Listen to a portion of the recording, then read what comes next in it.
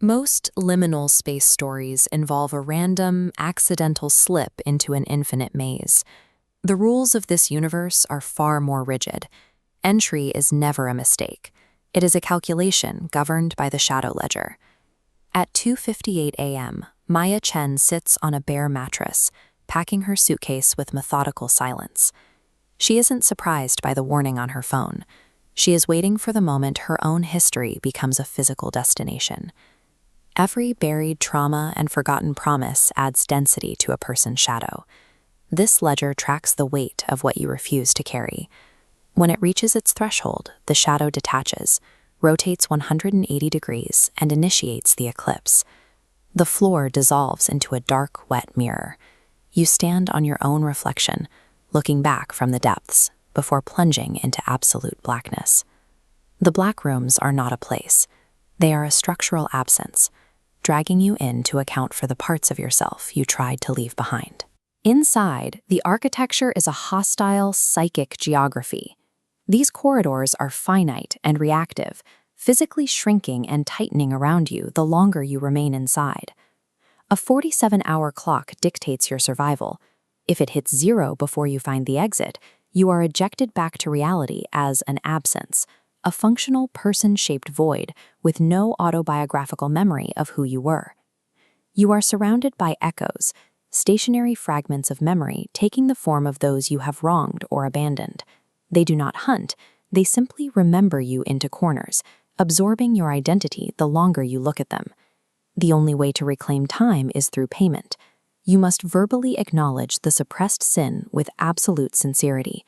The space ignores performance. It only responds to genuine spoken truth. Every ignored action calcifies into this wet concrete. The black rooms prove that what we forget doesn't disappear. It simply waits for us to arrive. Suppression is only one biome in a much larger multiverse of rooms, each one housing a different category of human failure. The gray rooms manifest as a vast skyline of unfinished scaffolding and half-poured concrete, stretching into an overcast sky. This space accumulates the weight of chronic indecision. It traps those who refuse to move at life's crossroads, forcing them to wait indefinitely within the architecture of their own incompletion.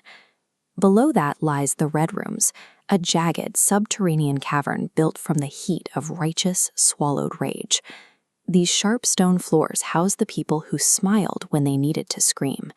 They live in a perpetual state of held breath, surrounded by fires that burn without smoke or warmth. Then there are the yellow rooms, which exchange these jagged horrors for a landscape of domestic comfort and permanent golden hour light. This environment thrives on denial, on the choice of the pleasant lie over the difficult fact.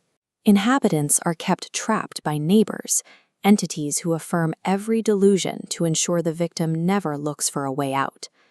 Every structure in the multiverse follows this mapping. Indecision creates scaffolding, rage fuels embers, denial builds the perfect suburban kitchen. These spaces are precisely engineered by our own coping mechanisms. In the room's multiverse, we are our own wardens. To find the exit, Maya has to navigate toward her deepest room, the one containing the oldest entry in her ledger. She finds herself in a child's bedroom, facing a memory of the dog she lost at 8 years old. Her parents gave him away and told her he found a better home. She survived the move by choosing to forget he ever existed. This is the forgiveness protocol. It requires naming the original wound without diminishing it. When Maya finally speaks the name Biscuit and grieves the loss she was never permitted to feel, the atmosphere of the room shifts. The black rooms respond to this restitution instantly.